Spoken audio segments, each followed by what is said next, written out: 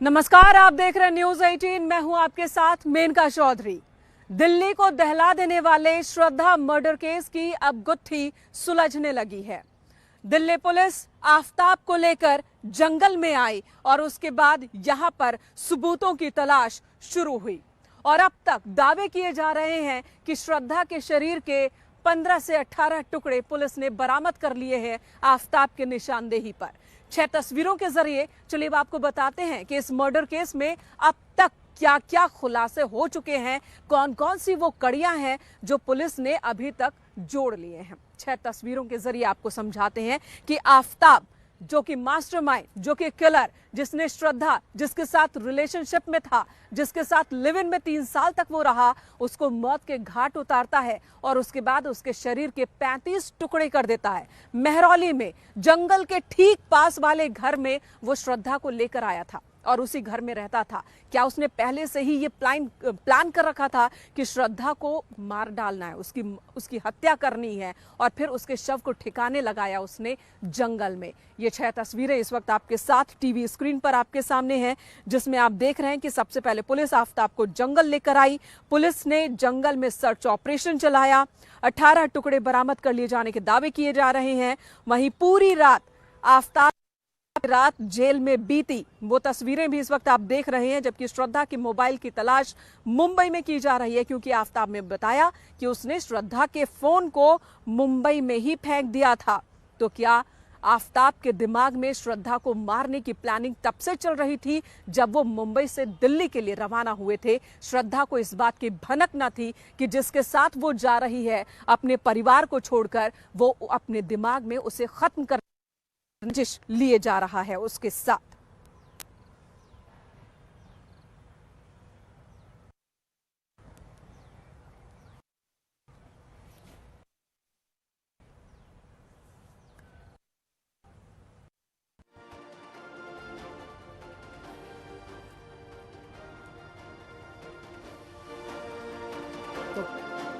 एक एक कर सभी कड़ियों को जोड़ रही है। पुलिस की ओर से बबल ऐप को भी एक चिट्ठी लिखी गई है, जिस ऐप के जरिए श्रद्धा से मुलाकात हुई थी आफताब की और उसके बाद दोनों दोस्त बनते हैं, रिलेशनशिप में आते हैं और उसके बाद श्रद्धा की हत्या हो जाती है। और पुलिस की अभी तक की जांच पड़ताल में ये बात भी सामने आई है कि श्रद्धा को मारने के बाद उसने अपने जिस कमरे में रेफ्रिजरेटर के अंदर श्रद्धा के शरीर के टुकड़े रखे थे, उसी कमरे में कई बार उसने अपने महिला मित्र को भी बुलाया। यानी कि एक तरफ पहली की गर्लफ्रेंड, उसकी डेड बॉडी फ्रिज में और दूसरी तरफ नई माशूका कमरे में।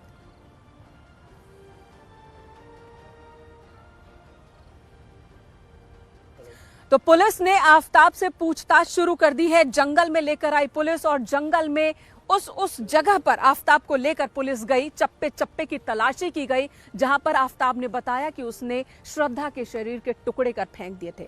हर रात 2 बजे वो उस वक्त घर से निकलता था जब आसपास के सभी लोग सो जाते थे, सन्नाटा पसर जाता था सड़कों पर। इसी तरह से वो जंगल में दाखिल होता था और फिर चुपके से श्रद्धा के शरीर के 2 टुकड़ों को हर रात 2 बजे ठिकाने लगाया करता था।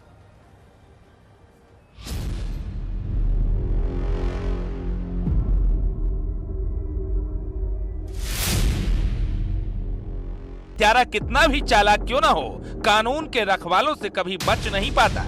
लक्ष्मण नाडर है, वो बचपन का दोस्त है श्रद्धा वालकर का। वो श्रद्धा उसको बोलती थी कि ये मुझे मार सकता है, मारपीट करता है। श्रद्धा हत्याकांड की कल जो कहानी सामने आई, उसमें आज सुबह से ही लगातार नए अपडेट आने शुरू हो गए। सबसे पहले पुलिस आफताब को जंगल में लेकर गई, जहां उसने श्रद्धा को टुकड़ों में काट कर फेंका था। न्यूज 18 की टीम भी सबूतों की तलाश में उस जंगल में पहुंची। हम इस केस को समझने के लिए उन्हीं रास्तों से गुजरे जहां से हत्यारोपी आफताब हर रात 2 बजे श्रद्धा के टुकड़े फेंकने गुजरा करता था। श्रद्धा के शरीर के कई टुकड़े उसने किए और फिर उसके बाद पुलिस अब अपना काम करना चाहती है। वो भी ये चाहती है कि तमाम वो सबूत जुटाए जाएं, जिसके आधार पर कोर्ट में ये केस पुख्ता तौर पर पुलिस रख सके। पुलिस के तमाम जवान यहाँ पर मौजूद हैं। हमारे पहुंचने से पहले जंगल में दिल्ली पुलिस के जवान उस बॉडी पार्ट को तलाश रहे थे, जिन्हें आफताब ने अलग अलग जगहों पर फेंका था। पुलिस के सामने सबसे बड़ी चुनौती श्रद्धा के शव के किसी भी टुकड़े को बरामद करने की थी, ताकि इस बात को साबित किया जा सके कि श्रद्धा अब इस दुनिया में नहीं है। छतरपुर का ये घना जंगल है और आफताब को यहाँ पर लाया गया है और ये अब तस्वीरों में आप सीधे देख सकते हैं किस तरीके से आफताब अपना जुर्म कबूल करता हुआ यहाँ पर खुद पुलिस को जो उसने जानकारी दी है, हाँ मैंने ही उसकी हत्या की है। और ये देखिए आफताब उस जगह पर पुलिस को लेकर आया है जहां वो बता सकता है कि उसने कहां पर उन शरीर के टुकड़ों को फेंका है, घने जंगलों में, किस इलाके में, कहां कहां आफताब पहुंचा था और फिर किस तरीके से पूरी वारदात को अंजाम पहुंचाने के लिए क्या क्या किया है, ये बताने की कोशिश कर रहा है आफताब। नकाब में उसे बांध कर लाया गया है छतरपुर के इन घने जंगलों में। सबूत की तलाश में पहुंची दिल्ली पुलिस टीम को जल्द ही आफताब की बताई जगहों से श्रद्धा के 18 टुकड़े बरामद हुए, जो एक बड़ा सबूत था कि आफताब ने श्रद्धा का कत्ल किया है। लेकिन जंगल में अब भी ऐसे तमाम सबूत छिपे हैं जिनकी तलाश की जानी बाकी है। पुलिस की टीम के जाने के बाद न्यूज 18 की टीम एक बार फिर जंगल में पहुंची। जंगल में आफताब से पूछताछ के दौरान ही एक और चौंकाने वाला खुलासा हुआ।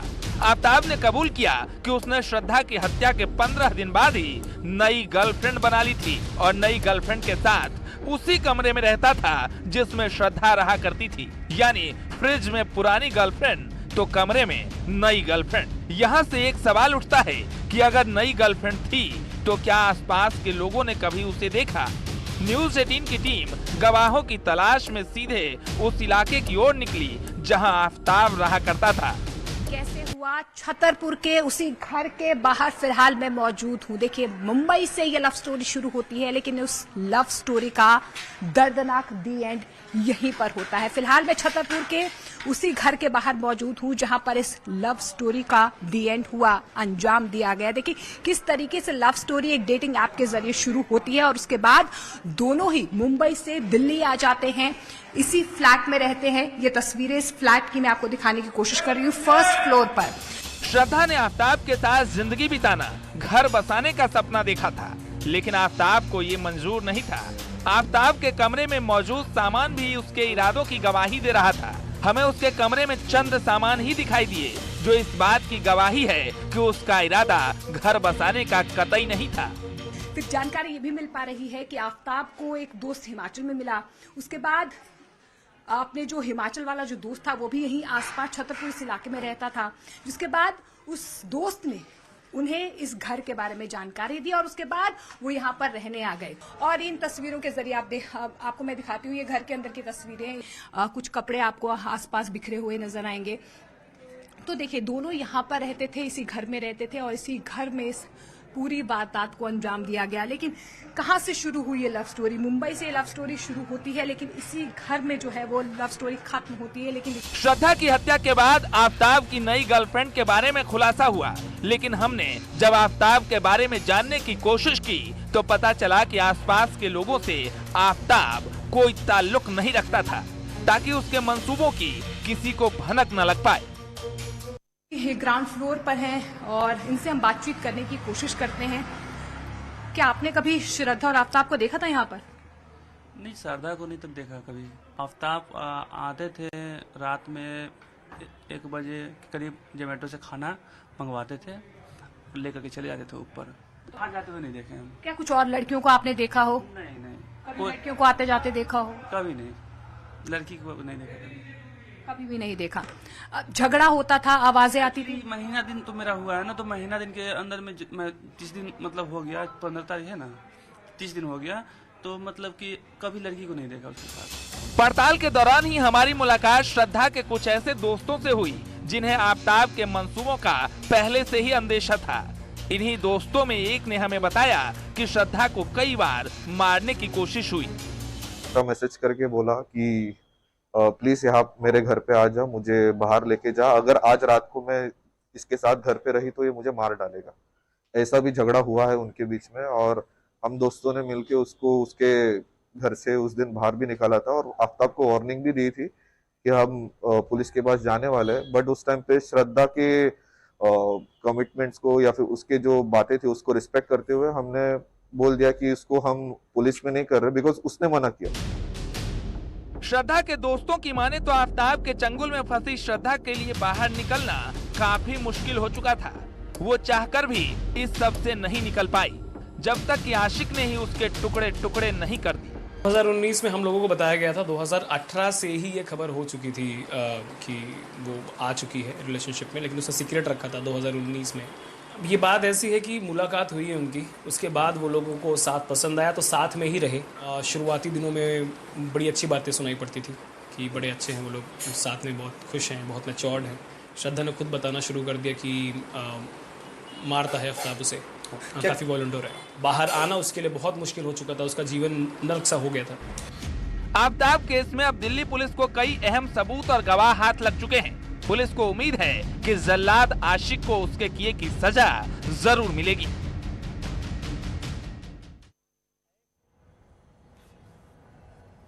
श्रद्धा मर्डर मिस्ट्री को सॉल्व कर रही दिल्ली पुलिस जंगल के खाक छान रही है। इस वक्त पुलिस के सामने कई सवाल खड़े हैं जिनमें पुलिस उलझती हुई नजर आ रही है। मई में श्रद्धा की हत्या हुई या फिर जुलाई में, दो थ्योरी सामने आ रही है। वहीं श्रद्धा का मोबाइल फोन और साथ ही हत्या में इस्तेमाल हथियार अभी तक पुलिस को नहीं मिले हैं।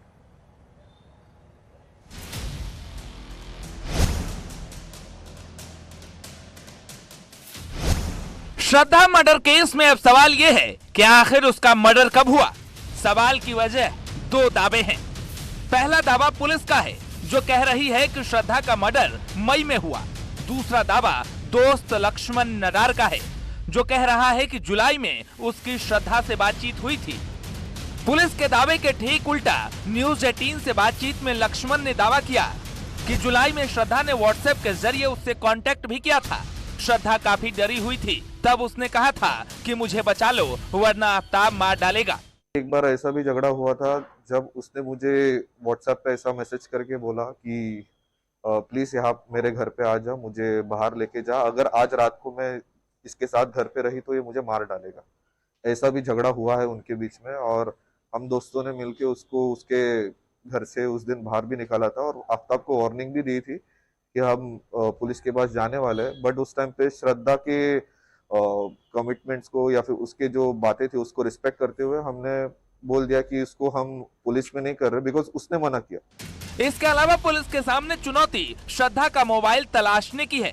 जांच के दौरान पता चला कि आफ्ताब ने श्रद्धा का मोबाइल मुंबई में कहीं फेंका है। पुलिस अब श्रद्धा के मोबाइल को बरामद करने के लिए उसका आखिरी लोकेशन निकाल रही है। उसका बताने का तरीका, उसका स्टेटमेंट, वेरिएशंस और हमने जो एनालिसिस किया था, टेक्निकल जो एनालिसिस हुआ था, उस हमें मालूम हुआ था कि वो झूठ बोल रही है। इसके अलावा अभी तक हत्या के बाद शव को काटने के लिए इस्तेमाल हथियार भी बरामद नहीं हुआ है। पुलिस को पूछताछ में पता चला कि आफ्ताब ने जिस हथियार से श्रद्धा की बॉडी काटी थी उसे उसने दिल्ली में डस्टबिन में फेंक दिया था। उसको तलाश करना पुलिस के लिए चुनौती है। इसके साथ ही आफ्ताब ने श्रद्धा और अपने खून से सने कपड़े कूड़ा उठाने वाली एमसीडी की वैन में डाल दिए थे। आफ्ताब से पूछताछ के बाद उसकी नई गर्लफ्रेंड के बारे में भी पता चला है। आफ्ताब और दूसरी लड़की डेटिंग ऐप के जरिए मिले थे। पुलिस अब इस डेटिंग ऐप से आफ्ताब के प्रोफाइल की जानकारी जुटाएगी। पुलिस जानेगी कि आफ्ताब किन लड़कियों से मिला और क्या हत्या की वजह इनमें से कोई लड़की तो नहीं। इन तमाम सवालों के अलावा एक सबसे अहम सवाल श्रद्धा की मर्डर मिस्ट्री में ये भी है कि क्या आफ्ताब मर्डर के इरादे से ही श्रद्धा को दिल्ली लेकर आया था। आफ्ताब और श्रद्धा मुंबई से दिल्ली 8 मई को आए थे। यहाँ से पहाड़गंज के होटल और फिर साउथ दिल्ली में रहने लगे। साउथ दिल्ली के बाद मेहरौली के जंगल के पास फ्लैट लिया था। दिल्ली पहुंचने के 10 दिन बाद यानी 18 मई को आफ्ताब ने श्रद्धा का मर्डर कर दिया। पुलिस ने आफ्ताब को जंगल के पास फ्लैट दिलाने वाले को भी गिरफ्तार कर लिया है। श्रद्धा मर्डर मिस्ट्री को सॉल्व करते हुए पुलिस एक तरफ तमाम पहलुओं को खंगाल रही है तो दूसरी तरफ सबूतों को जुटाने की कोशिश। इसी बीच जंगल से बरामद बॉडी पार्ट को भी डीएनए टेस्ट के लिए भेजा गया है जो इस केस में अहम सबूत साबित हो सकता है। Bureau report, news 18।